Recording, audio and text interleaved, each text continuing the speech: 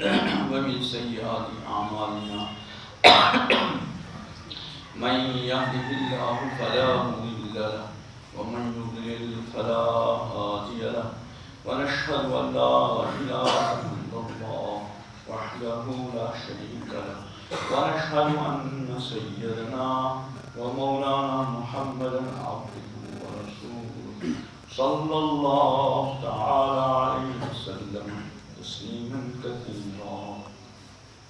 أما بعد أعوذ بالله من الشيطان الرجيم بسم الله الرحمن الرحيم تعاونوا على البر والتقوى ولا تعاونوا على الإثم والعدوان.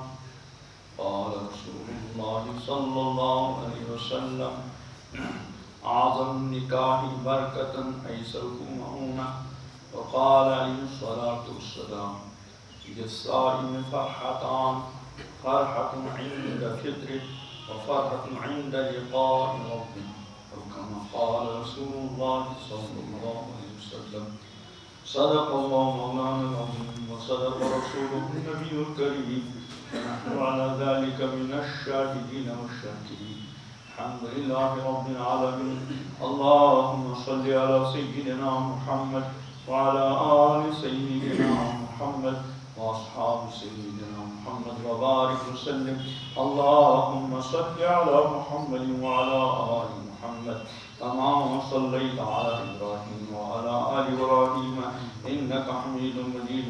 اللهم بارك على محمد وعلى آل محمد كما باركت على إبراهيم وعلى آل إبراهيم إنك حميد مجيد. اللهم صل على سيدنا محمد وعلى آل سيدنا محمد وانصر المقعد المقرب عندك يوم القيامة.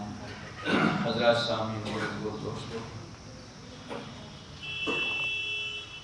یہ نکاح کی مجلس ہے، اس لیے نکاح کے سلسلے میں کچھ گزارشات کی جائیں گی اور بھی اللہ تعالیٰ فائدے کی بات کہنے کی توفیق عطا فرمائے، ہم سب کو عمل کی توفیق عطا فرمائے. بندہ جب بھی کوئی دین کی بات سنے تو عمل کی نیت سے سنی چاہیے. حدیث میں آتا ہے انما الاعمال بالنیات وانما لامرئ ما نوى، کہ اعمال کا دار و مدار نیتوں کا ہے اور انسان کے لیے وہی ہے جس کی اس نے نیت کی. اگر صرف سننے کی نیت کی تو سننا ملے گا اور کچھ نہیں، اور اگر یہ نیت کی، کیونکہ یہ سننا بھی ایک عمل ہے، سنانا بھی ایک عمل ہے، اس عمل میں اگر ہم نے نیت کی کہ جو کچھ سنیں گے اور جو کچھ سنائیں گے انشاءاللہ اس پر کیا کریں گے، تو اللہ کی ذات سے امید ہے عمل کی بھی توفیق ہو. اللہ ہم سب کو عمل کی توفیق عطا فرمائے. اور یاد رکھیں اس دنیا میں اصل ہے عمل، دنیا عمل کی جگہ ہے. امام الانبیاء حضرت محمد عربی صلی اللہ علیہ وسلم کا فرمان ہے اور حضرت علی مرتضیٰ اس میں ایک مختصر روایت ہے. فرماتے ہیں کہ هذه الدنيا مرتحلة ذاهبة وهذه الآخرة مرتحلة قادمة ولكل واحد منهما بنون فكونوا من أبناء الدنيا فكونوا من أبناء الآخرة ولا تكونوا من أبناء الدنيا فإن اليوم عمل ولا حساب وغدا حساب ولا عمل. کیسے اس روایت کا خلاصہ کہ دنیا کوچ کر کے پیچھے کو چلی جا رہی ہے اور آخرت دن بدن قریب آتی جا رہی ہے. ہم جب سے دنیا میں آئے ہیں ہمارا مسلسل سفر کدھر کو جاری ہے؟ آخرت کی طرف. اور ہماری زندگی دن بدن کم ہوتی جا رہی ہے. روزانہ ہماری زندگیوں میں سے 24 گھنٹے کم ہو رہے ہیں. لیکن احساس اور پتہ نہیں کون سے 24 گھنٹے ہماری زندگی کے آخری ہوں گے اور کون سا گھنٹہ، کون سا دن، کون سی رات آخری. فرمایا دنیا ختم ہوتی جا رہی ہے، پیچھے چلی جا رہی ہے اور آخر دن بدن قریب. اور اس کے بعد فرمایا ان دونوں میں سے دنیا اور آخرت میں سے ہر کسی کی اپنی اولاد. اولاد کا مطلب کیا ہے؟ جیسے چھوٹا بچہ ہو اپنی ماں کے پیچھے چلتا ہے، تو ایسی دنیا کی اولاد ہونے کا مطلب کیا ہے کہ وہ ہمیشہ دنیا کے پیچھے چلتا ہے، بس دنیاوی زندگی اس کے سامنے ہے، اسی کے لیے اس کے دن رات کی دوڑ دھوپ۔ اور آخرت کی اولاد ہونے کا مطلب کیا ہے؟ اس وقت اس کے سامنے ہر وقت آخرت، آنے والی ابدی زندگی۔ وہ انسان جو آخرت کی کا بیٹا اور آخرت کی اولاد ہے، وہ اگر کوئی دنیا کا کام بھی کرتا ہے تو وہاں بھی اپنی آخرت کو سامنے، تو مومن بندے کی شان یہ ہے وہ ہمیشہ اپنی آخرت کو سامنے رکھ کر زندگی گزارے۔ اور پھر یہ تو خبر دی، پھر حکم دیا فَكُونُوا مِنْ أَبْنَاءِ الْآخِرَةِ، اے میرے امتیوں تم آخرت کی اولاد بن جانا، وَلَا تَكُونُوا مِنْ أَبْنَاءِ الدُّنْيَا، دنیا کی اولاد نہیں بننا۔ اور پھر وجہ بیان کر فرمائی فَإِنَّ الْيَوْمَ عَمَلٌ وَلَا حِسَابٌ، آج عمل ہے حساب، وَغَدًا حِسَابٌ وَلَا عَمَلٌ، اور کل سے ہماری کل مراد نہیں، جیسے آج سنیچر تو کل کیا ہے؟ اتوار، اور کل اتوار آئے گا تو وہ آج بن جائے گا، سوموار کیا بنے گا؟ کل۔ ہماری آج اور ہماری کل 24 گھنٹے کی، لیکن اللہ تعالیٰ کے یہاں اور امام الانبیاء حضرت محمد علیہ السلام نے جس کو آج اور کل فرمایا وہ 24 گھنٹے کی آج نہیں۔ پھر کب تک ہے وہ آج؟ جب تک یہ دنیا قائم ہے یہ ہے آج، یا جب تک میں اور آپ اس دنیا میں ہیں وہ میری اور آپ کی کیا ہے؟ آج۔ جب ہم دنیا سے چلے گئے تو ہماری کل شروع ہو گئی، اور جب یہ دنیا ختم ہو جائے گی اور نئی زندگی، جس کو ہم کہتے ہیں والبعث بعد الموت، مرنے کے بعد دوبارہ زندہ ہونا، یہاں سے ہماری کل شروع، اور وہ کل جو ہے پھر کبھی ختم ہونے والی، اسی کو فرمایا آج، یعنی یہ دنیا جو ہے آج عمل ہے حساب، کون کیا عمل کرتے ہیں کوئی حساب نہیں، کیونکہ یہ عمل کی جگہ ہے۔ وَغَدًا حِسَابٌ وَلَا عَمَلٌ، کل حساب ہوگا عمل نہیں، اور حساب کس چیز کا ہوگا؟ تفصیل کا موقع نہیں۔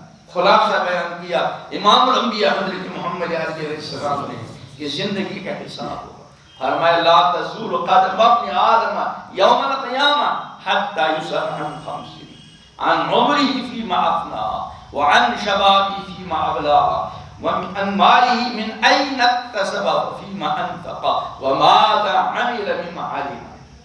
یہ میدان محشر میں اپنے قدم انسان اپنی جگہ سے ہٹانے نہیں پائے گا، یہاں تک کہ 5 چیزوں کا سوال ہوگا۔ سب سے پہلا سوال عن عمره فيما افنى، زندگی کس چیز میں ختم؟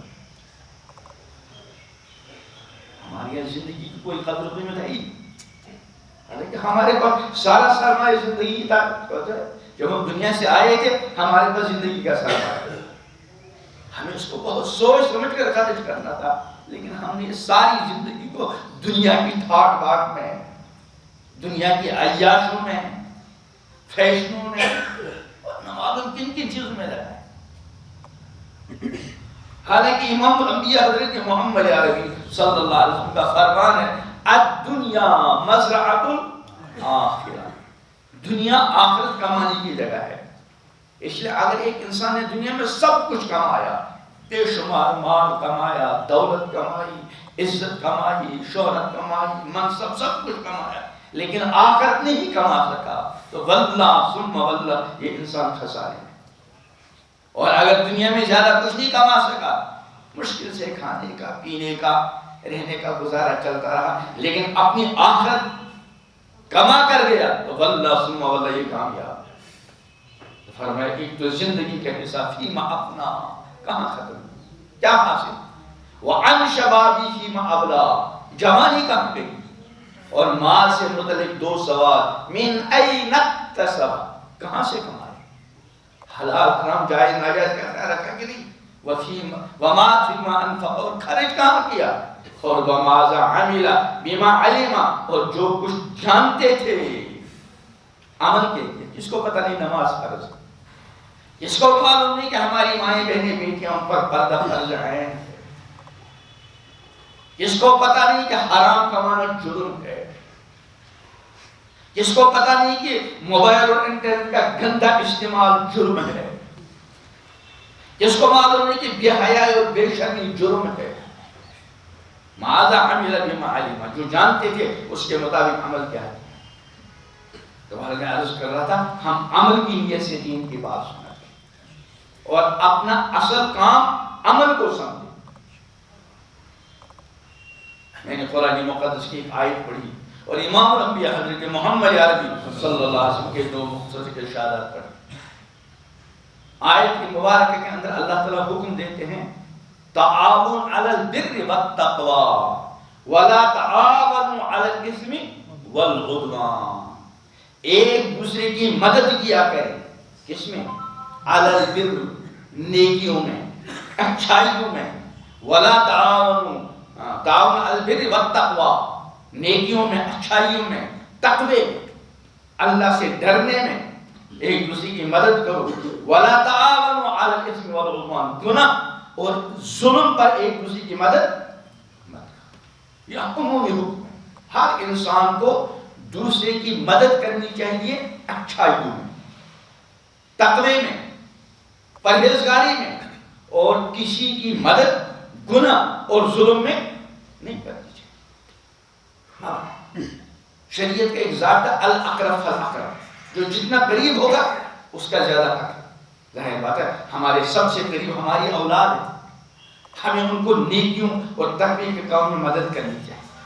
اب یہ تفصیلی مضمون ہے، اس وقت اس کا موقع نہیں. مثلا ہم کو بچے پڑھانے ہیں، ہم کو بچے پڑھانی ہیں، تعلیم وقت کی ضرورت ہے، تو ان بچوں کو کچھ ہدایات دیں. ایک ہی کہ پڑھنا پڑھانا محض روزگار کے لیے نہیں، پیٹ پالنے کے لیے نہیں. تعلیم کسی بلند مقصد کے لیے. آج تعلیم کا مقصد میں پیٹ کا مسئلہ بن گیا. اسی لیے تعلیم پڑھ کر بعض مرتبہ اپنا پیٹ پالنے کے لیے دوسرے کا پیٹ کاٹتے، کیونکہ نیت ہی ہے پیٹ پالنے کی. اپنے بچوں کو یہ سبق دیں کہ بیٹا تم پڑھو اس جذبے کے ساتھ کہ میں کچھ نہ کچھ انسانیت کے کام آؤں. جس نیت سے آدمی پڑھے گا وہ کام ہوگا. تو یہ سبق سکھ رہے ہیں اپنے بچوں کو، اپنے بچوں کو کہ اس گھر سے پڑھو تاکہ انسانیت کے کام. پھر اپنے بچوں کو اس انداز سے اور ایسی جگہ پڑھائیں جہاں ان کا خدا نخواستہ ایمان متاثر. اپنے بچوں کے لیے گھر کے اندر، سکول کے اندر، کوچنگ سینٹر کے اندر ایسا ماحول مہیا کریں اور ایسے ماحول میں ان کو پڑھائیں جہاں خدا نخواستہ ان کی عادات بری ہوں، اچھی عادات ملیں. آج کل نشہ آور چیزوں کا بے حد استعمال ہو رہا ہے اور اچھے لوگ جا رہے ہیں. اور جب کوئی بچہ کوئی بچی ان نشہ آور چیزوں کے اندر مبتلا ہو گئے تو اس کی دنیا بھی گئی اور دین کو راہ کر دی، کیونکہ عقل ہی نہیں رہتی. کتنے ماں باپ ایسے ہیں کہ جب ان کے بچوں کو اور ان کی بچیوں کو نشے کی عادت پڑ گئی، اب وہ ماں باپ اپنی اولاد کے لیے دعائیں کرتے ہیں کہ ان کی جلد موت آ جائے. کون بچہ اپنی اولاد کے لیے دعا کرتا ہے؟ کون والدین اپنے بچوں کے لیے دعا کرتا ہے؟ لیکن اس نشے کے بعد حالت ایسی ہو جاتی ہے، اپنے والدین کا گھر بار اٹھایا، اس میں والدین بھی قصوروار کیا اپنے بچوں کو پر نظر نہیں رکھتے، اپنی بچیوں پر نظر نہیں رکھتے کہ ہمارے بچوں اور ہماری بچیوں کا اٹھنا بیٹھنا کن کے ساتھ، غلط قسم کے لڑکوں کے ساتھ، غلط قسم کے لوگوں کے ساتھ نہیں. یاد رکھیں امام الانبیاء حضرت محمد علیہ السلام نے زندگی کے ہر شعبے میں ہماری رہبری فرمائی. فرمایا المرء علی دین خلیلہ، انسان اپنے دوست کے طریقے پر ہوتا ہے. فلینظر من یخالل، اس نے کسی کو دوست بنانے سے پہلے سوچے میں کس کو دوست بنا رہا. اگر میں نے اس کا ساتھ اٹھنا بیٹھنا رکھا تو میری زندگی پر اثرات کیا پڑیں گے. خود بھی اپنے آپ کو سنبھالنے کی ضرورت ہے اور اپنے بچوں پر اور بچوں پر نظر رکھنے کی ضرورت ہے کہ ان کا اٹھنا بیٹھنا کس طرح کے لوگوں کے ساتھ، جس طرح کے لوگوں کے ساتھ اٹھنا بیٹھنا ہوگا اس کے اثرات آ جائیں.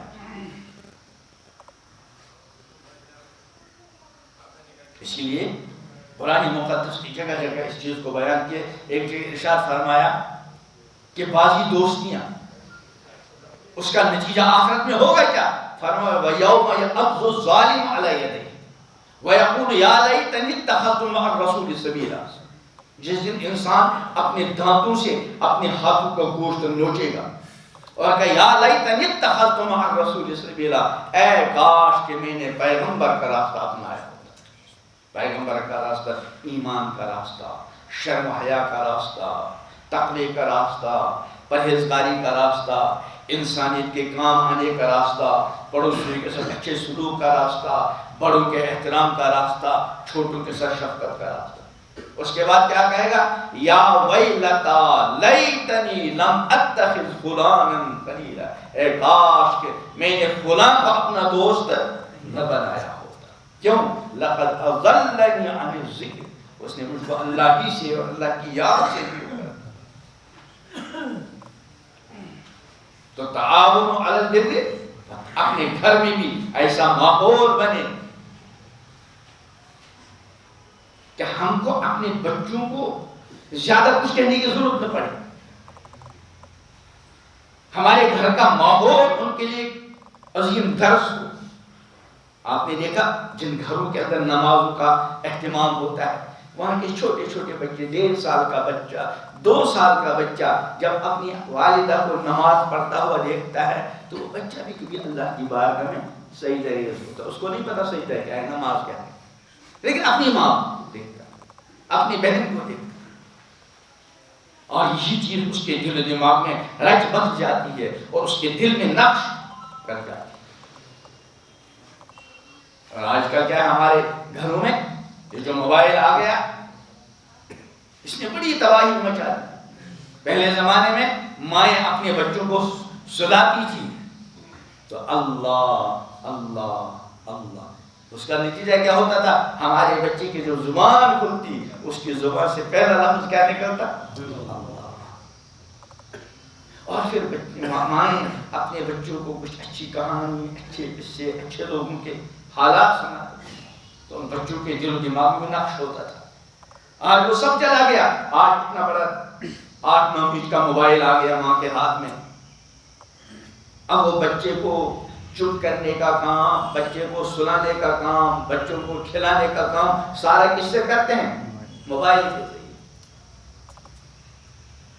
اب جو بچے نے شروع سے اسی چیز کو دیکھا تو اس کے دل و دماغ میں یہی چیز رچ بس جائے گی. چیز نہ تعاونوا علی البر والتقوی ولا تعاونوا علی الاثم، گناہ کے کام پر مدد نہ کریں. جو ہم نے بچوں کے ہاتھ میں موبائل پکڑا دیا تو گناہوں کے کام پر مدد کر رہے ہیں. اور اس موبائل کے کیا کیا اثرات پڑ رہے ہیں آپ مجھ سے بھی زیادہ باخبر ہیں. میں نے امام الانبیاء حضرت محمد عربی علیہ السلام کا 2 مبارک حدیثیں پڑھی. ایک کا تعلق تو نکاح سے ہے اور دوسرے کا تعلق روزے سے. لیکن وہ جو روزے والی حدیث ہے اس کو میں نکاح کے لیے استعمال پیش کیا کرتا ہوں. حدیث کا خلاصہ کیا ہے؟ للصائم فرحتان، روزے دار کے لیے 2 خوشیاں. کیا کیا؟ فرحت عند فطری، ایک خوشی ہوتی ہے جب بندہ افطار کرتا ہے، دن بھر کا بھوکا پیاسا، جب رات کو افطاری کا وقت آتا ہے مغرب میں تو اس کی خوشی ہوتی ہے. اور جتنا اس کو دن بھر بھوکا اور پیاسا رہنا پڑا اور جتنا اس کو دن بھر تھکاوٹ ہوئی، اسی اعتبار سے اس کو افطاری کے بعد کیا ہوتی ہے؟ خوشی. اور دوسری خوشی ہوگی عند لقاء رب، جب اپنے رب سے ملاقات کرے گا. روزے داروں کے الگ سے دسترخوان. اللہ تعالی ہم سب کو دونوں خوشیاں نصیب فرمائے. میں اس حدیث کے ضمن میں 2 باتیں عرض کیا کرتا ہوں. ایک بات والدین سے، گھر کے بڑوں سے، اور ایک بات ان بچوں سے، ان جوانوں سے، ان اپنی بیٹیوں سے جن کے بھی نکاح نہیں. وہ اس طرح سے کہ روزہ نام ہے 3 چیزوں سے رکنے کا. روزہ نام ہے 3 چیزوں سے رکنے کا. روزے کی نیت سے صبح صادق سے لے کر غروب آفتاب تک انسان کھانے سے رکے، پینے سے رکے اور ازدواجی تعلقات سے رکے. اور کس نیت سے رکے؟ روزے کی نیت سے. اگر نیت نہیں ہے تو روزہ نہیں. اگر کسی نے صبح صادق سے لے کر غروب آفتاب کو کچھ کھایا نہ کچھ پیا ازدواجی تعلق کا تو اس کا نام روزہ.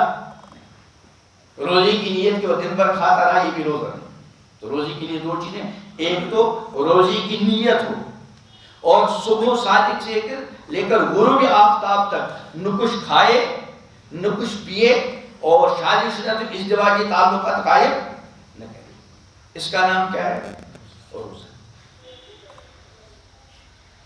اب جب غروب آفتاب ہو گیا تو جو ہم جیسے لوگ ہیں شادی شدہ ہماری اوپر سے 3 پابندیاں اٹھ گئی. صبح صادق رات بھر کے لیے کھانے کی پابندی بھی اٹھ گئی اور پینے کی بھی اور ازدواجی تعلقات. لیکن ہمارے جو بچے ہماری جو بیٹیاں ہیں ابھی غیر شادی شدہ ان سے کتنی پابندیاں اٹھ گئی؟ 2. کھانے کی اٹھ گئی اور پینے. اور جب عید کا چاند نظر آ گیا تو ہم سب کے لیے جو شادی شدہ ہے ان کے لیے 11 مہینے تک 3 پابندی اٹھ گئی. جب چاہیں کھائیں، جب چاہیں پئیں، جب چاہیں ازدواجی تعلقات قائم کریں. لیکن جو ہماری اولاد، ہمارے بچے، ہماری بیٹیاں بالغ ہیں لیکن ان کے ابھی نکاح نہیں ہوئے، ان کے اوپر سے کتنی پابندی اٹھ گئی؟ 2. کھانے کی اٹھ گئی، پینے کی اٹھ گئی، لیکن تیسری پابندی ان کی ہے. اس کو میں سمجھانے کے لیے عرض کرتا ہوں تعبیر اسی کہ گویا کہ ان کا روزہ بھی ہے، ایک طرح کو روزہ. اب ماں باپ کی ذمہ داری ہے اپنے بچوں اور اپنی اس بچیوں کے روزوں کو زیادہ لمبا نہ کھینچیں. کیونکہ اگر لمبا روزہ، بہت سارے بچے ایسے ہوتے ہیں ہمارے یہاں جب رمضان آتا ہے تو کچھ بچیاں ایسی ہوتی ہیں کہ وہ پہلی بار روزہ رکھتے ہیں. اگر ہم کو شریعت کی طرف سے اختیار ہوتا کہ بھائی تمہارے نئے بچے ہیں، نئی بچیاں ہیں جو پہلی بار روزہ رکھ رہے ہیں ان کے بارے ہم تم کو چھوٹ دے رہے ہیں. اگر عام روزہ 16 گھنٹے کا ہے ہم ان بچوں کے بارے میں اختیار دے رہے ہیں 10 گھنٹے کا رکھیں، 12 کا رکھیں، 13 کا رکھیں، ہم اس کو روزہ مانیں گے. ہم اپنے بچوں کے لیے کون سا روزہ پسند کریں؟ 16 گھنٹے کا کہ 10 گھنٹے کا؟ کیونکہ چھوٹے بچے ہیں. اگر ان کو 15-16 گھنٹے کا روزہ رکھوایا کہیں چوری چھپے روزہ نہ توڑے، اور اگر رکھ لیا کہیں ان کو زیادہ مشقت کا سامنا، تو ہم اس اختیار کا فائدہ اٹھائیں گے اور اپنے چھوٹے بچوں کو روزہ کیا رکھیں گے؟ مختصر. اور حالانکہ وہ 2-3 گھنٹے کا فرق ہے. اور یہ جو ہمارے بچوں کو بالغ ہوئے 5 سال ہو گئے، گویا کہ 5 سال سے ان کا روزہ ہے. یہاں شریعت اختیار نہیں دیتی، حکم دیتی ہے کہ آپ نے ان بچوں کا اور بچیوں کے روزے کو لمبا مت کیجیے. کہیں ایسا نہ ہو کہ چوری چھپے تمہارے بچے روزہ توڑے. یہاں روزہ توڑنے کا تو سمجھ آ گیا. اگر توڑا اس کا پہلا وبال گھر کے بڑوں پر ہوا جنہوں نے ان کا فوراً انتظام نہیں کیا. اور خاص کر آج کل کے ماحول میں ہم ہی نے ماحول کو خراب کرنا. ہماری بیٹیاں، ہماری بچیاں جو فیشنیبل پرکشش لباس پہن کر گھروں سے باہر نکلتی ہیں، الامان الحفیظ. شادی شدہ آدمی کو اپنے آپ کو سنبھالنا ذرا مشکل ہو جاتا ہے، تو جو غیر شادی شدہ ان کا خود اندازہ کر سکتے ہیں. امام الانبیاء حضرت محمد عربی صلی اللہ علیہ وسلم نے ایک پیشن گوئی ارشاد فرمائی.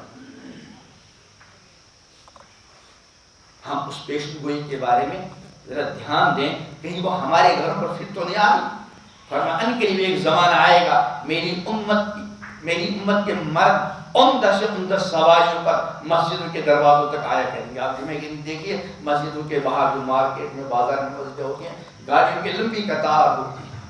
ایسے رمضان آئے گا تو ظہر اثر میں، حالانکہ یہ قطار پورے سال ہونی چاہیے کیونکہ نماز جمعہ ہی تو فرض نہیں ہے، 5 وقت کی نماز فرض ہے، بلکہ جمعے میں تو بہت سو کو چھوٹ ہے. ہماری مائیں بہنیں بیٹیاں ان پر جمعہ فرض وہ اپنا ضرورت پڑتی. کوئی بیچارہ بیمار ہو مسجد میں اس پر جمعہ فرض لیکن 5 وقت. مسافر ہو اس پر جمعہ فرض شرعی مصالح، لیکن 5 وقت تو ایسی چیز جس طرح جمعے کا اہتمام ہو اسی طرح 5 وقت نمازوں کا اہتمام. مسلمان اور بے نماز اس کا کوئی جوڑ نہیں. ہمارے یہاں بچہ 2 دن سکول میں جائے گھر کے اندر ماتم کی کیفیت پیدا ہوگی، لیکن ہمارا بالغ بچہ 15 سال کا ہو گیا 18 سال کا ہو گیا اور نماز کوئی پڑھتا ہی نہیں، جیسے کچھ ہوا ہی. حالانکہ امام الانبیاء حضرت محمد عربی علیہ السلام 7 سال کی عمر کے بچوں کو اور بچوں کو نماز کی عادت بنا. 10 سال کی عمر کو پہنچ گئے، اب دیکھیں یہ نماز نہیں پڑھ، ان کو تنبیہ کرو.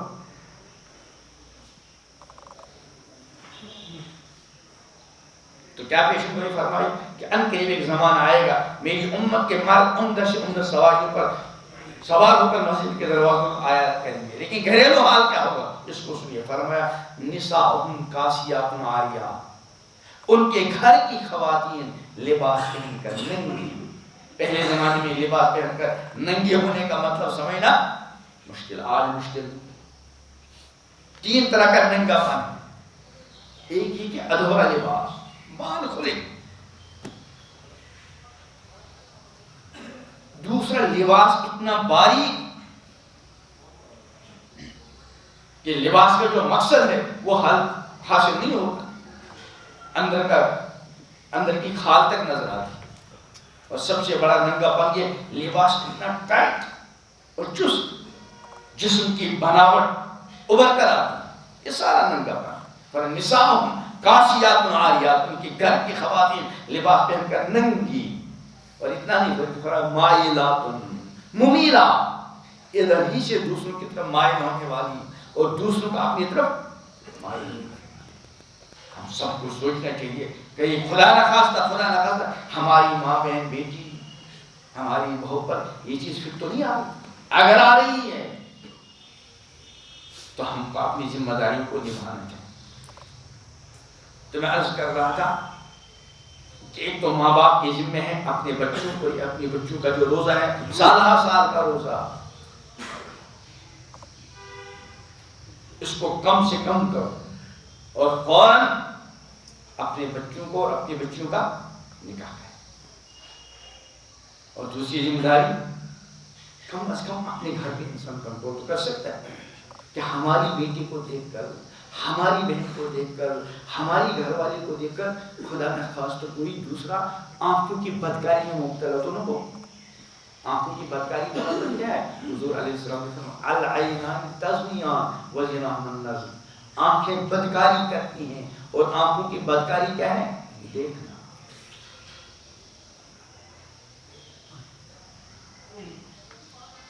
اور دوسری بات میں ان اپنے بچوں اور ان بچوں سے کہا کرتا ہوں جن کی بھی شادیاں نہیں، ان کو اس طرح سمجھانے کی کوشش کرتا ہوں.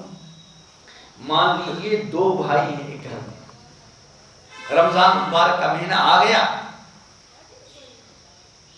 گھر میں والدین ذرا دینی مزاج کے ہیں. ان 2 بھائیوں میں سے ایک آوارہ ہے، ایک نیک صالح ہے. اللہ ہمارے بچوں اور بچیوں کو آوارگی سے بچائے. ماں باپ کا مزاج دینی، اس لیے رمضان آ گیا دونوں کو اٹھنا پڑا شہری کے لیے. وہ جو آوارہ تھا وہ بادر ناخواستہ ماں باپ کے در سے اٹھا، اور دوسرا اللہ تعالیٰ کو حکم جان کر اٹھا. دونوں نے شہری کھائی، لیکن وہ جو آوارہ تھا وہ چوری چھپے کھاتا رہا اور پیتا، اپنے روزے کا لحاظ. اور وہ جو نیک آدمی بچہ تھا اس نے روزہ رکھا. مان کے دن بڑا تھا، اس کو ظہر ہی سے بھوک اور پیاس نے ستانا شروع کر دیا. 4-5 گھنٹے اس کو بھوک اور پیاس برداشت کرنی پڑی اور تھکاوٹ بھی ہو گئی. اتنے میں افطاری کا وقت آ گیا، دسترخوان بچ گیا. دونوں بھائی دسترخوان پر بیٹھے. بتائیے خوشی کس کو ہوگی؟ وہ جو چوری چھپے کھاتا رہا پیتا رہا اور لوگ اس کو کیا سمجھتے رہے روزے، اس کو کوئی خوشی ہوگی؟ خوشی، بلکہ اگر اس کے اندر انسانیت ہوگی اس کو ندامت شرمندگی ہوگی، کاش کہ میں نے بھی روزہ رکھا. اور وہ جو بچہ ہے دوسرا بھائی اس کا، اس کو خوشی ہوگی. اور جتنی زیادہ دن بھر بھوک لگی ہوگی، پیاس لگی ہوگی، تھکان ہوئی ہوگی، اسی قدر اس کو کیا ہوگی؟ بچیاں جو اپنے روزے کا خیال نہیں رکھتی، روزے سے یہاں آگے نا ذہن میں کیا آگے، غلط تعلقات میں مبتلا نہیں ہوتی، حالانکہ وہ ایسے ماحول میں ہیں ان کو ادھر ہی سے روزہ توڑنے کی پیشکش ہو گئی۔ آج کل نا ماحول ایسا بنا ہوا، کوئی آدمی اپنے آپ کو بچائے غلط تعلقات سے، اس کے لیے تو مشکلات ہیں، لیکن اللہ بچائے کوئی غلط تعلق میں مبتلا ہونا چاہیے، اس کے لیے موقع ہر جگہ مہیا ہے۔ تو مان لیجئے کچھ وہ لوگ ہیں جو اپنے روزے کا لحاظ جہاں موقع ملتا ہے چوری چھپے اپنا روزہ توڑتے ہیں، اور کچھ وہ نوجوان ہیں، اللہ ہمارے بچوں کو سب کا حصہ بنا دے، جو روزہ توڑنے کی پیشکش کے باوجود اس پیشکش کو ٹھکراتے ہیں اور اپنے روزے کی کیا کرتے ہیں؟ حفاظت، اپنی جوانی کو داغدار نہیں بناتے۔ کچھ عرصہ 2 سال 4 سال کے بعد ان کی بھی شادی ہوئی، ان کی بھی شادی، وہ جو غیر شادی شدہ دونوں تھے، لیکن ایک نے اپنے روزے کا لحاظ نہیں رکھا، اب اس کو حلال طیب بیوی اللہ نے عطا کی، بیٹی کا حلال طیب شوہر مل گیا، ان کو جو خوشی اس موقع پر ہوا کرتی ہے وہ اتنی خوشی تھوڑی بہت اگر ہوئی بھی اس سے زیادہ پچھتاوا ہوگا، کاش کہ ہم نے اپنی جوانی کو داغدار نہ کیا، کاش کہ ہم نے اپنا روزہ نہ توڑا۔ اور وہ جو خوش نصیب ہمارے بچے بچیاں جو اپنی جوانی کی حفاظت کرتے ہیں، ان کی جب شادی ہو جائے گی، حلال طیب بیوی مل گئی، بیٹے کو حلال طیب شوہر مل گیا، اس وقت ان کی بے انتہا خوشی ہوگی، اور جو خوشی اس پر ہوگی کہ حلال طیب نعمت مل گئی، اس سے زیادہ خوشی اس بات پر ہوگی کہ الحمدللہ ثم الحمدللہ میں نے اپنے روزے کو بچایا۔ تو جب 16 گھنٹے کے روزے کو برقرار رکھنے میں خوشی ہے تو سالہ سال کا روزہ، اب افطاری کا وقت آ گیا، حلال نعمت مل گئی، کتنی خوشی ہوگی، اور اس سے بڑی خوشی کب ہوگی؟ یہاں بھی عند لقاء رب، حدیث میں ہے نا، حضور علیہ السلام نے ارشاد فرمایا سبعۃ یظلھم اللہ فی ظلہ یوم لا ظل الا ظلہ، 7 طرح کے لوگوں کو اللہ تعالیٰ اپنا سایہ عطا کریں گے، اللہ ہم سب کو بھی عطا فرمائے، جس دن اس کے سائے کے سوا کوئی سایہ نہیں ہوگا۔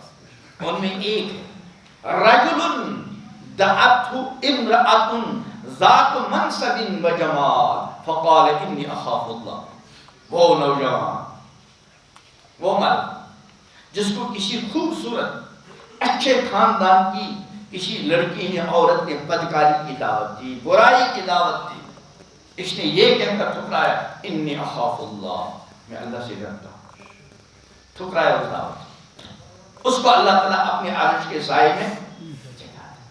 تو اس حدیث کی روشنی میں ایک تو گزارش گھر کے بڑوں سے ہے، اپنے بچوں اور اپنی بچیوں کے نکاح میں تاخیر، کہیں خدا نہ خواستہ ان کا وہ سالہ سال کا روزہ ٹوٹ گیا، وہ تو مجرم نہیں، لیکن آپ بھی اس جرم میں پہلے ذمہ دار آپ۔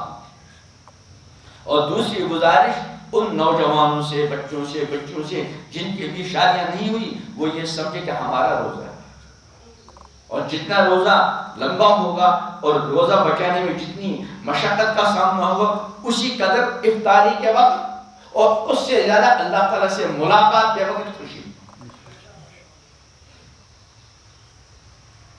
ایک اور حدیث میں نے امام الانبیاء حضرت محمد علیہ السلام کی نکاح کے سلسلے میں پڑھی، کیا اعظم النکاح برکتاً ایسرہما، سب سے زیادہ بابرکت نکاح وہ ہے جس میں بار اور مشقت کیا ہو، کم سے کم، آسان سے آسان نکاح کو بنائے۔ آج کل جو بچوں کو سالہ سال تک تڑپنا پڑتا ہے، بیٹیوں کو تڑپنا پڑتا ہے، اس کی وجہ کیا ہے؟ ہم نے نکاح کو بڑا مشکل بنایا، بڑا مشکل بنایا۔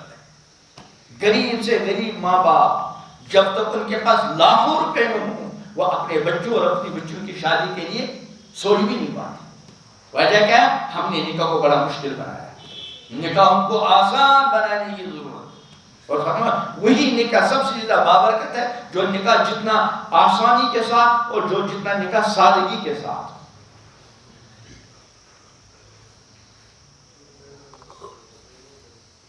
امام الانبیاء حضرت محمد علیہ السلام کی حدیث ہے، "اعلنوا بهذا النکاح واجعلوه فی المساجد"، نکاح کا اعلان کرو اور یہ نکاح مسجد میں کیا کرو۔ جب مسجد میں دیکھیے ماشاءاللہ کافی لوگ ہیں، خود نکاح کا کیا ہو گیا اعلان ہو گیا، اگر گھر میں ہوتا تو 5-6 آدمی ہوتے تو اعلان بھی ہو گیا، لیکن ہمارے یہاں نکاحوں کا اعلان کیسے ہوتا ہے؟ بے انتہا بے پردگی، گھروں میں روشنیوں کا جھنڈیرا، ساری طرح پتہ نہیں یہاں تو مجھے پتہ نہیں روشنی کی جاتی نہیں کی جاتی، اور دنیا بھر کی بے پردگی ہے۔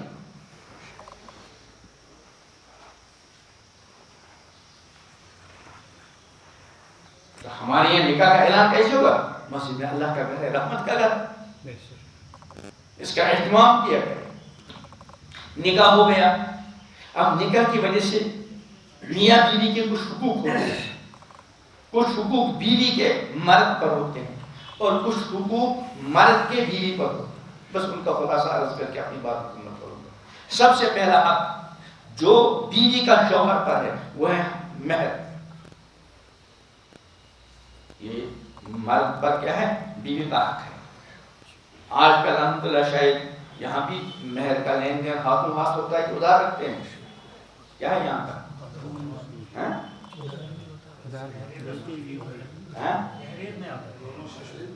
تحریر میں، لیکن دینے کی نیت بھی ہوتی ہے، اب وہ تو فوراً دے دیتے، پہلے زمانے والا ادھار تو نہیں، بس لکھ لیا تو مرنے کے بعد ہی ادا ہوگا۔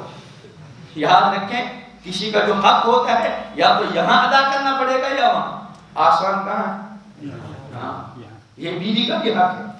جب کوئی انسان مر جاتا ہے نا تو مرنے کے بعد سب سے پہلے اس کا کفن دفن اس کے مال میں سے، اس کے بعد دیکھیں اس کا کوئی قرضہ تو نہیں، اگر قرضہ ہے تو پھر پہلے کیا ادا کریں گے؟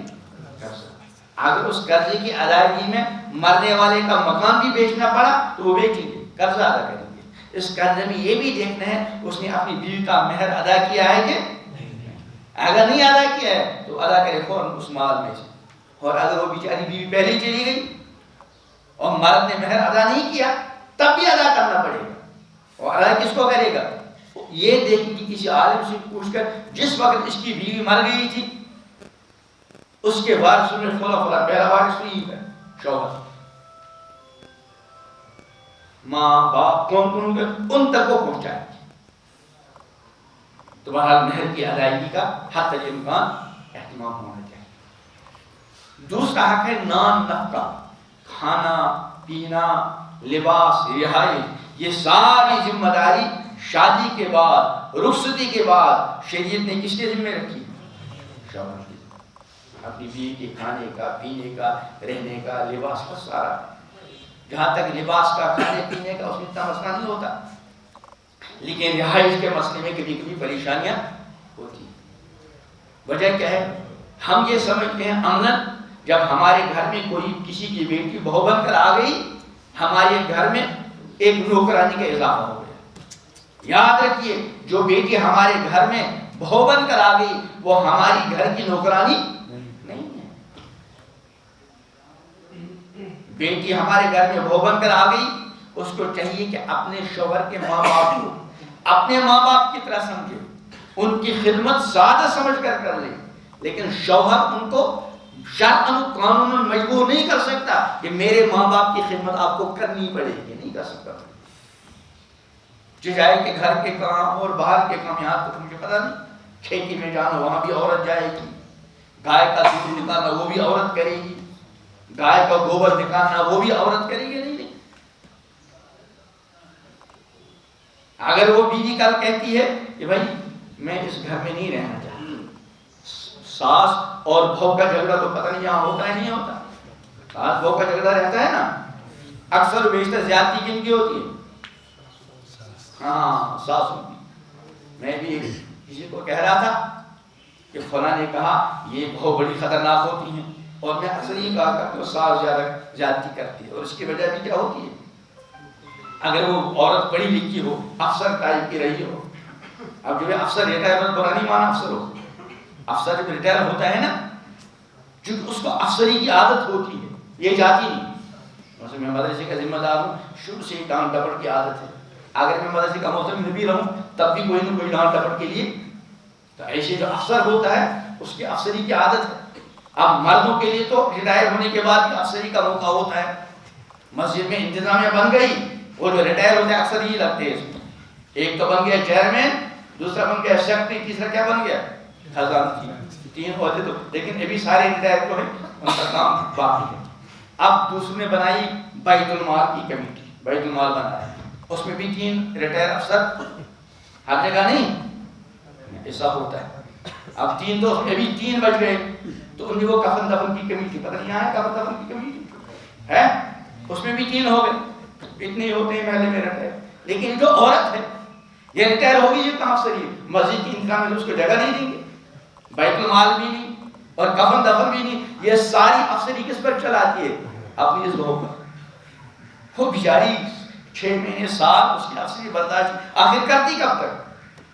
اس نے شوہر سے کہہ دیا بھائی مجھے افسری میں تھک گئی، اس کو برداشت کرتے کرتے مجھے الگ رکھو. شوہر کی ذمہ داری ہے اس کے لیے الگ انتظام کرے. ماں باپ کا اپنا حق ہے، لیکن ماں باپ کی وجہ سے بیوی کے ساتھ ظلم نہ ہو، اور بیوی کی وجہ سے ماں باپ کی حق تلفی. ماں باپ کی آپ خدمت کرتے رہیں، بیوی کو آپ مجبور نہیں کر سکتے. تو یہ جو کہا بہو کی ساس کی اکثر زیادتی ہوتی ہے، ہمارے دوست نے ایک اچھی بات کہی کہ آج تک کسی ساس کو آپ نے خودکشی کرتے ہوئے سنا ہے کہ فلاں ساس نے اپنی بہو سے تنگ ہو کر کیا کر لی؟ خودکشی. دیکھا کبھی؟ لیکن بہت ساری بہو ایسی ہیں، آتا ہے اخبارات میں اور نیٹ میں کہ فلاں جگہ بہو نے جو ہے ساس سے تنگ ہو کر کیا کر دی؟ خودکشی. تو دوسرا حق شوہر پر اپنی بیوی کا کھانا پینا، اس کی رہائش اور لباس. اور تیسرا حق ہے حسن معاشرہ، اپنی بیوی کے ساتھ بڑے اچھے انداز سے پیش آئے. امام الانبیاء حضرت محمد عربی صلی اللہ علیہ وسلم نے ارشاد فرمایا خیرکم لأہلہ وانا خیرکم لأہلی. تم سب میں سے سب سے اچھا وہ ہے جو اپنے اہل کے ساتھ اچھا ہے. اور ساتھ ہی فرمایا وانا خیرکم لأہلی، میں تم سب میں سے زیادہ اچھا ہوں اپنے اہل کے ساتھ. امام الانبیاء حضرت محمد عربی علیہ السلام اپنی ازواج مطہرات کا بڑا لحاظ رکھتے تھے، انتہائی ہمدردی اور بڑے اچھے انداز سے پیغمبر کریم علیہ السلام ازواج مطہرات کے ساتھ پیش آتے ہیں. آج ہم اپنی بیوی کے ساتھ اکثر ٹھیک طریقے سے پیش نہیں آتے. یہ وجہ ہے کہ دوسروں کو ہماری عورتوں کے بارے میں بات کرنے کا موقع ملتا ہے، ہمارا بھی اس میں قصور ہوتا ہے. بہت ساری بیویوں پر انتہا سے زیادہ ظلم ہوتا ہے. مرد کو چاہیے کہ اپنی بیوی کے ساتھ ہمدردی کا خیر. دیکھیے ایک عورت، ایک لڑکی جب اس کی شادی ہوتی ہے، وہ اپنے ماں باپ کو، اپنے بھائیوں کو، اپنے قبیلوں کو چھوڑ کر اپنے آپ کو کس کے حوالے کرتی ہے؟ شوہر. شوہر کو چاہیے کہ اپنی بیوی سے اس انداز سے پیش آئے کہ وہ سب کچھ اپنے شوہر کو سمجھ لے. اگر کبھی وہ میکے گئی، اس کو یہ انتظار رہنا چاہیے کہ کب میں جلدی اپنے شوہر کے پاس پہنچ جاؤں. لیکن اکثر ایسا ہوتا ہے کہ جس دن یہ بیوی شوہر کے گھر سے اپنے میکے میں والدین کے یہاں گئی، وہ چند دن اس کو ذرا اطمینان سکون کے مل جاتے، اور جو ہی وہ اپنے میکے یہاں سے سسرال کی طرف جانے لگی، اس کو فوراً چکر آنے لگا کہ اب کیا ہوگا. تو فرمایا تم سب میں سے بہتر وہ ہے کہ اپنی بیوی کے حق میں کیا ہو، بلکہ آپ نے وصیت فرمائی استوصوا بالنساء خیرا. میری امت کے مردوں، میری طرف سے وصیت کو قبول کرو، عورتوں کے ساتھ اچھے سلوک. حضور کی وصیت، آپ کے والد نے، آپ کے کسی بڑے نے اپنے کسی دوست یا پڑوسی کے ساتھ اچھے سلوک کی وصیت کی ہو تو آپ اس کا کتنا لحاظ رکھیں. اور یہاں امام الانبیاء حضرت محمد علیہ السلام نے سارے امت کے مردوں کو وصیت کی ہے کہ میری طرف سے وصیت قبول کرو، اپنی بیویوں اور عورتوں کے ساتھ اچھائی کی، اور سفارش فرمائی یہ عورت جو ہے یہ پستی سے پیدا ہوئی ہے، اس کے اندر کچھ نہ کچھ ٹیڑھا پن رہے گا، اگر تم نے اس کو بالکل سیدھا کرنا چاہا یہ سیدھی ہونے والی، اگر زیادہ زور لگایا تو کیا ہوگا؟ ٹوٹ جائے گی، سیدھی نہیں ہوگی۔ اس نے اس کے ٹیڑھے پن کو برداشت کرتے ہوئے زندگی گزارنی۔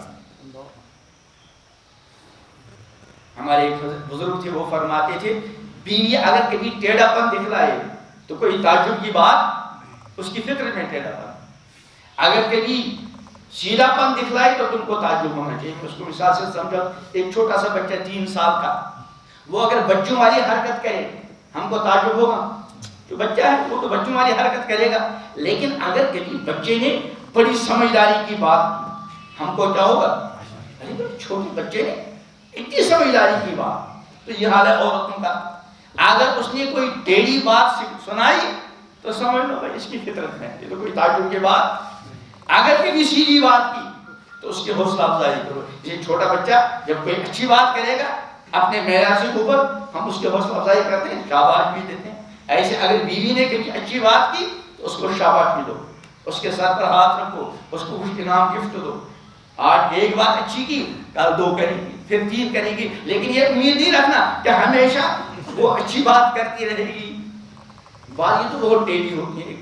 اس سائڈ سنا ہے ایک بزرگ نے، ایک عورت تھی وہ بہت ٹیڑھی تھی، اتنی ٹیڑھی تھی کہ شوہر جو بھی کچھ کرتا وہ اس کے خلاف کرتا۔ مثلا شوہر نے کہہ دیا کہ بھائی میں شام کو تھکا ہارا آؤں گا، کھانا بالکل تیار ہو اور بستر لگا، وہ الٹا کرتی تھی، اس دن چولہے پہ پانی ڈال دیا اور چارپائی کو ادھر لٹکا کر رکھ دیا الٹا۔ کسی دن کہہ دیا میں آؤں گا تو میرے کپڑے بالکل پریس کر کے رکھنا، اٹھا کر واشنگ مشین میں ڈال دیا، اوپر سے پانی ڈال دیا تاکہ پہننے کے لائق بھی، وہ تنگ آ گیا۔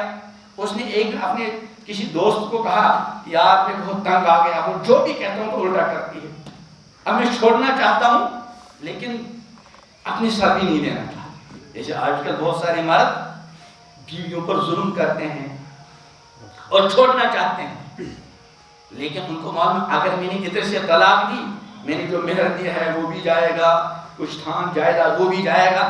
اب وہ ظلم و ستم کرتا ہے، وہ ادھر سے کیا کرے؟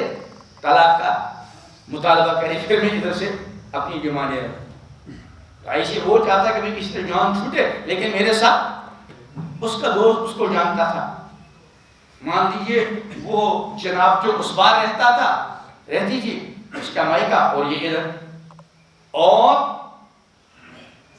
وہ جو وہاں کوئی پل ول نہیں تھا، لوگ اکثر جانوروں پر سوار ہو کر پار ہو جاتے۔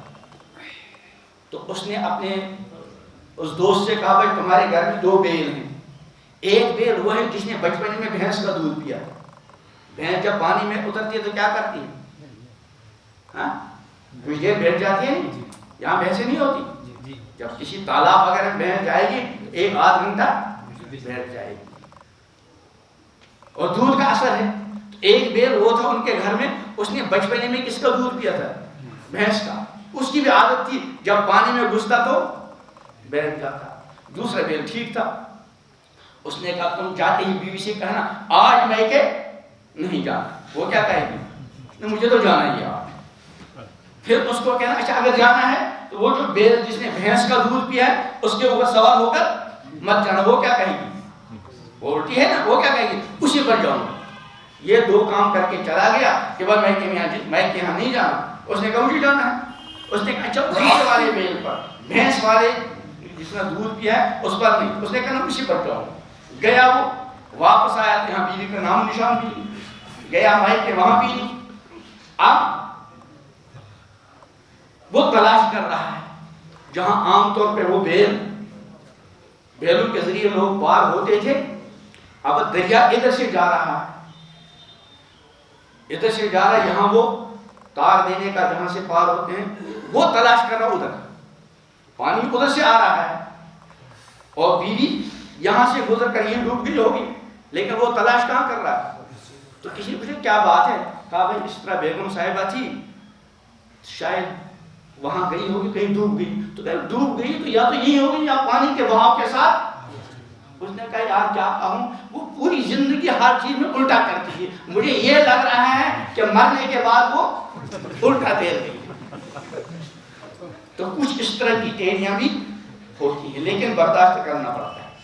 اور چوتھا حق ہے اس کی تعلیم و تربیت. جب تک بیٹی ماں باپ کے یہاں ہے، ماں باپ کی ذمہ داری ہے اپنے بچوں کی صحیح تربیت کریں. آج کل ہم کو اپنے بچوں اور بچوں کی تربیت کی کوئی پرواہ نہیں. ڈگری پگری چاہیے، ٹھیک ہے ڈگری بھی ضرورت ہے، اس کا انکار نہیں، لیکن ڈگری سب کچھ نہیں.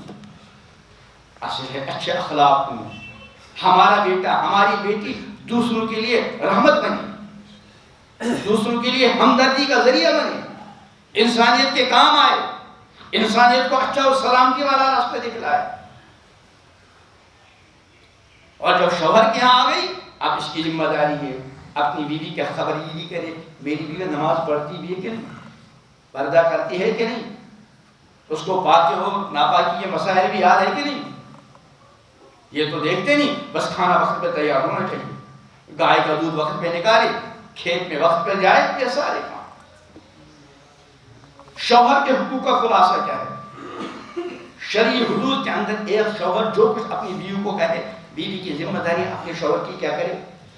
جائز معاملات میں، ناجائز معاملات میں امام الانبیاء حضرت محمد عربی صلی اللہ علیہ وسلم ارشاد فرمایا اگر میں دنیا میں ایک انسان کو حکم دیتا وہ دوسرے کے لیے سجدہ کرے تو پھر میں عورت کو حکم دیتا وہ کس کو سجدہ کرے. لیکن سجدہ کس کے لیے ہے؟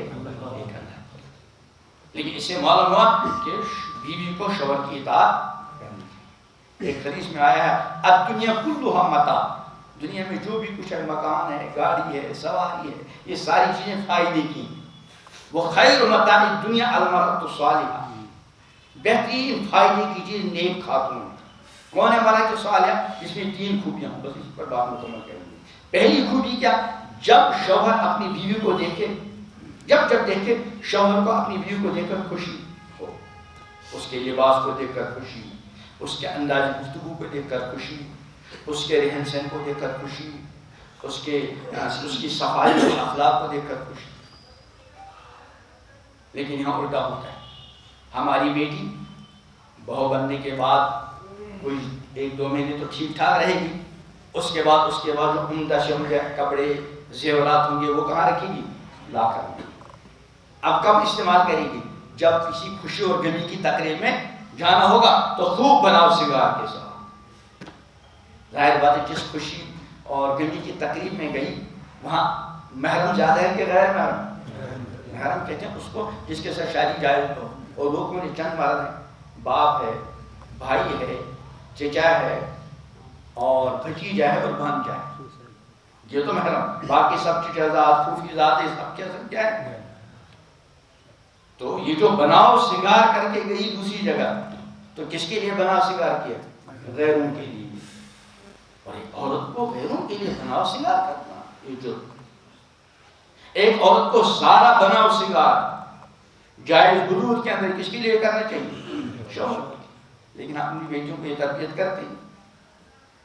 اور تو بناؤ سنگار کر کے گئی وہاں اور جو وہاں سے آ گئی فوراً اپنا وہ اچھے کپڑے اتار کر دے شوہر مجھے دے دے. اِنَّا لِلَّهِ وَإِنَّا إِلَيْهِ راجعون. اس کا بہت برا نتیجہ ہوتا ہے. شوہر جب دیکھتا ہے میری بیوی تو ہر وقت میرے پیچھے کپڑوں میں رہتی ہے اور باہر جا کر وہ کچھ اور ہی دیکھتا ہے تو یہ بیوی اس کی نظروں سے گر جاتی ہے اور اس کی نظریں کہیں اور جم جاتی ہیں. پھر پوری زندگی عورت کو پچھتانا پڑتا ہے. قصوروار خود ہوتی ہے. اس لیے ہم کو اپنی بیٹیوں کو یہ سبق دینا چاہیے کہ بھائی تم جتنا بھی بناؤ سنگار جائز حدود کے اندر کرنا چاہو تو کس کے لیے کرنا؟ غیر کے لیے. گفتگو ہماری بیٹی جب شوہر کے ساتھ بات کرے گی تو منہ بنا کر، اور غیر کے ساتھ تو بڑے پرکش نرم انداز. حالانکہ شریعت کو حکم کیا ہے کہ غیر مرد کے ساتھ بلا وجہ بات چیت کا سلسلہ ہی نہ ہو، اور ضرورت ہو تو فلا تخضعن بالقول، گفتگو میں پرکش اور نرم انداز اختیار. کیوں؟ فیطمع الذی فی قلبی مرض، جس کے دل میں بیماری ہوگی تمہاری پرکش اور نرم انداز سے گفتگو سے وہ مائل ہوگا. اس لیے وہاں روکھا پن اور شوہر کے ساتھ بڑے پیار و محبت کے ساتھ. تو پہلی خوبی شوہر جو بیوی کو دیکھو تو اس کو خوشی. اور دوسری خوبی شوہر جب کسی کام کا حکم دے جائز کا تو فوراً اپنے شوہر کی کیا کرے؟ فرما کرے. اور تیسری خوبی یہ ہے کہ جب شوہر گھر سے باہر ہو تو شوہر کی امانت کی کیا کرے؟ حفاظت. امانت میں گھر کی 10 چیزیں. سب سے بڑی چیز کیا ہے؟ عورت کے اپنی ذات کے بارے میں اپنے شوہر سے خیانت.